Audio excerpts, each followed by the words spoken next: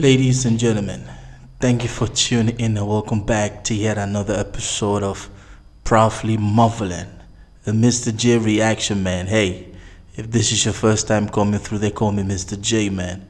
I'm a Marvelandian living out in the diaspora, and I do drop vlogs every day talking about issues affecting my continent. Yes, in case you don't know, man, that's Marveland.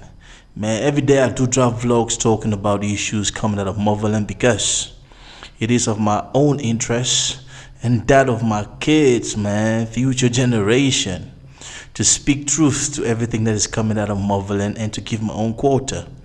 I appreciate you guys stopping by and watching, man. I see you guys watching and I see you leaving your comments. It's all love, man. I appreciate the audience in America, the audience in Canada, Germany, Holland, Russia, all over Europe, man. I see you guys coming through, and especially I want to appreciate my audience in Africa, man. Nigeria, Kenya, Ghana, Uganda, Cameroon, Sierra Leone. Man, I see you guys coming in. It's all love. You feel me? So before we get started, man, I would like to say this, man. Do not forget to give us that thumbs up, man. The more thumbs up you give us, the more YouTube understands what we're doing out here in Proudly Marveling. You feel me? So go ahead and do that and think about being a member too, man. Subscribe. Ladies and gentlemen, our vlog for today, man, I want us to talk about something which I thought is necessary for us to talk about. We've been watching everything that has been unfolding, man, in the Sahel region of Africa, because that is the hot spot of politics now in Africa. You feel me? And we've seen a couple of leaders, a couple of strong men decide that it's about time we shake up things, we make our people feel and benefit from the natural resources found in our own land. And if you're still wondering, man, I'm talking about Burkina Faso, I'm talking about the Republic of Niger, I'm talking about the Republic of Mali. You feel me? I mean, I'm not going to talk about the Republic of Guinea because, man, we're going to address Guinea in a later date. But today, man, I wanted to talk about something which, as a child of Marveland, man, is necessary that we talk about. History has it that, man, the West has always frowned upon anybody that stands up to their tactics.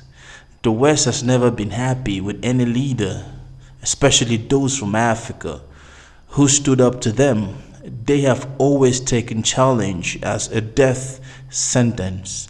And this vlog, I just want to talk about something which I personally think that I'm afraid it might happen. And if we let it happen, and then history is going to blame us. When I mean us, I'm talking about the sons and daughters of Africa for letting it happen.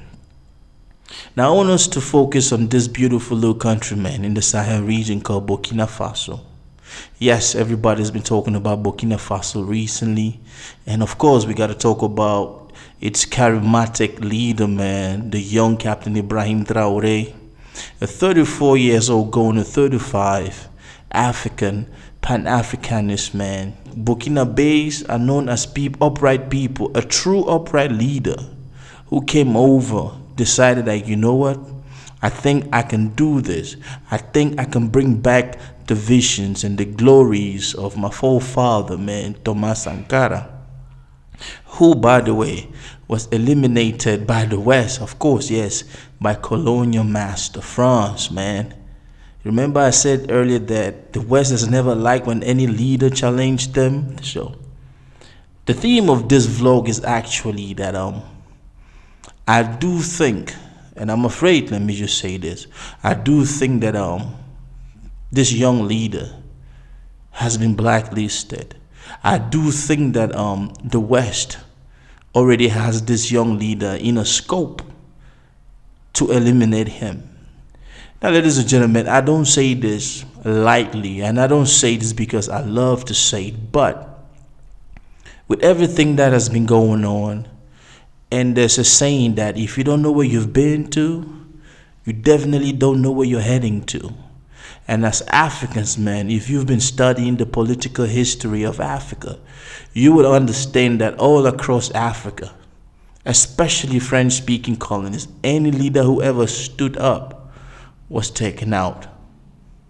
If you don't believe me, man, you can read about the first Togolese president who came into power and decided to change things. He was taken out.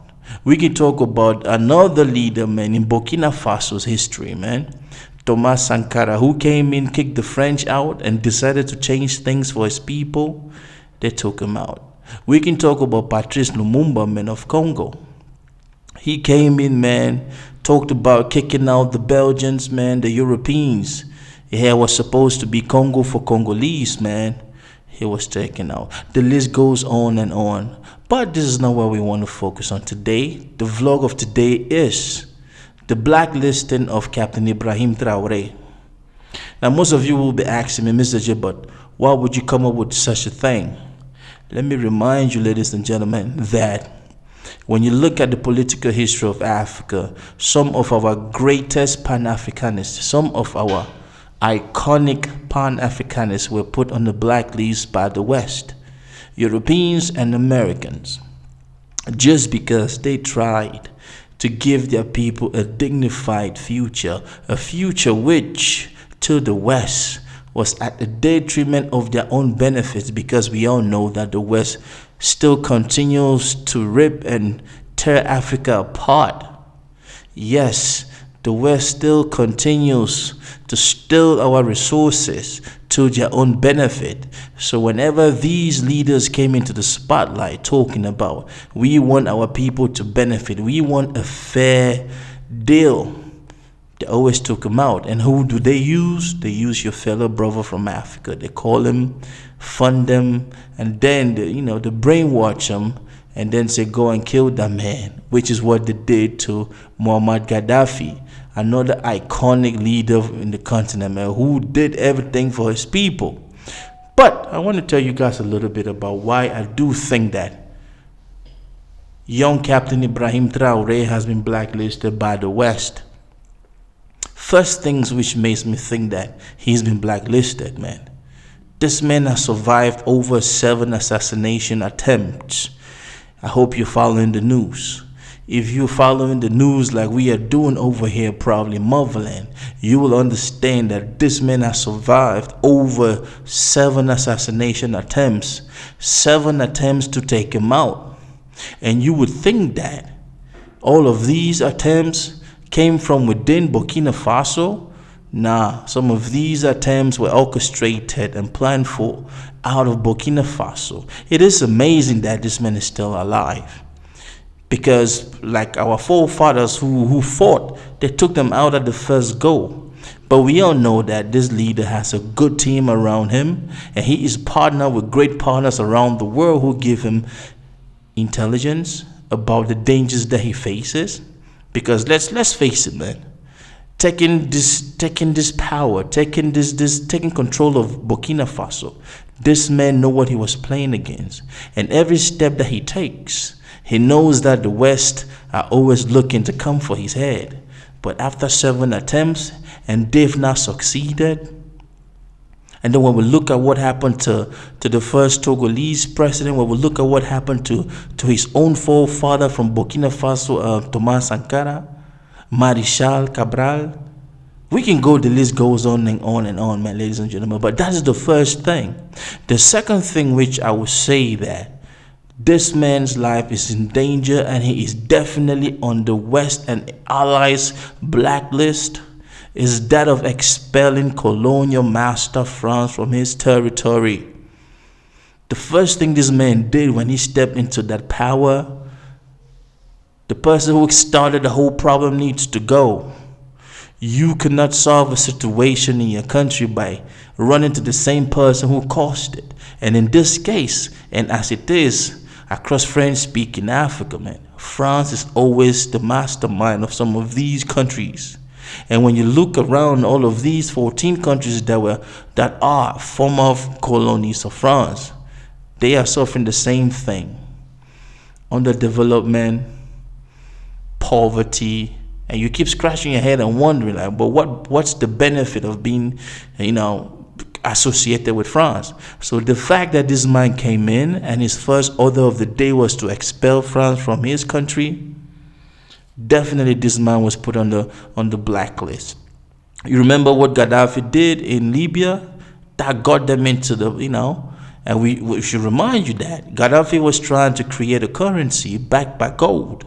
This man had over 100 plus tons of gold that he was ready to, put out his first Afro currency, which was going to help these French-speaking colonies.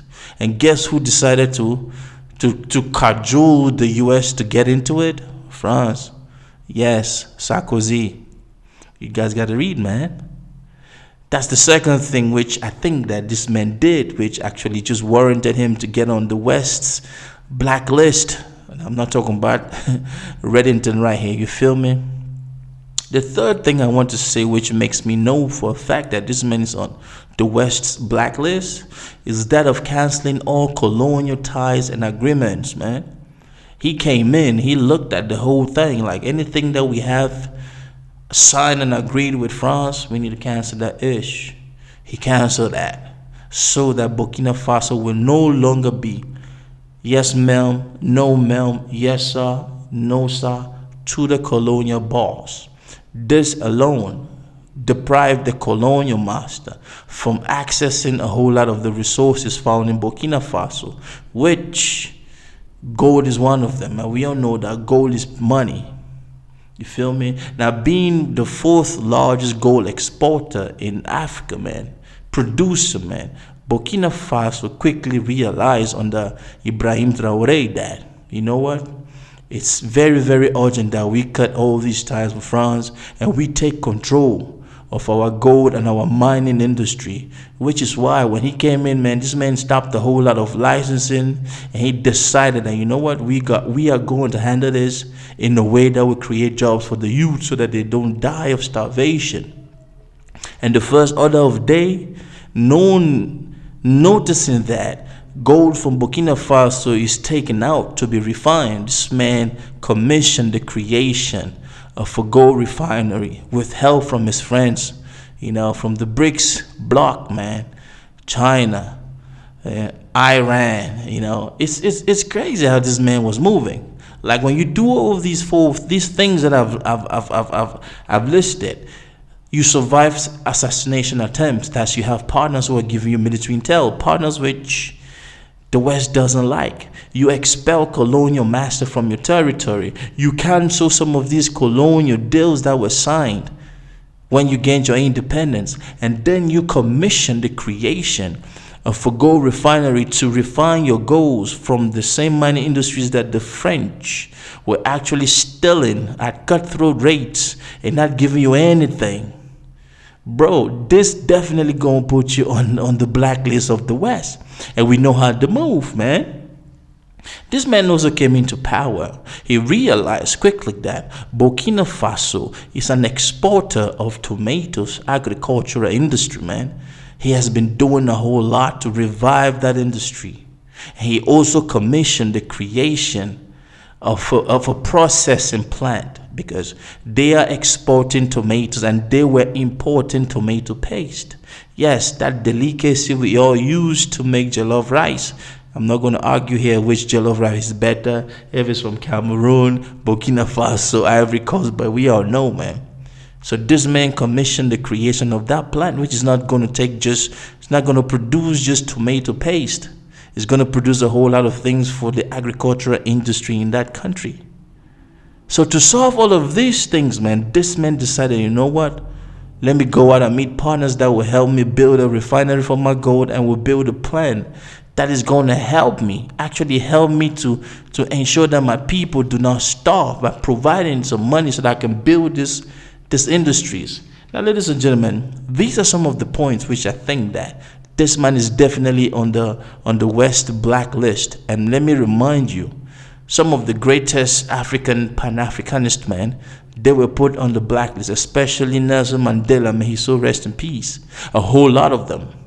And we need to pray for this young leader, you feel me? Because this man is doing a great job in that beautiful country. And I do pray that his team around him continue to monitor, man. And I do pray that whoever his partners are that are giving him intelligence, man, military intelligence about his safety and his country, They should keep doing that. It doesn't matter if France and her allies don't like it. Now, ladies and gentlemen, that is my time. Let me throw this out to you, man. What do you think? Do you think that really, he is on the blacklist, that the West is actually eyeing to take him out? And do you think that partnering with those he's partnered with, I'm talking about the Russians, man, do you think that is going to go down easily? Leave a comment. That is my time. Stay blessed, man. Peace.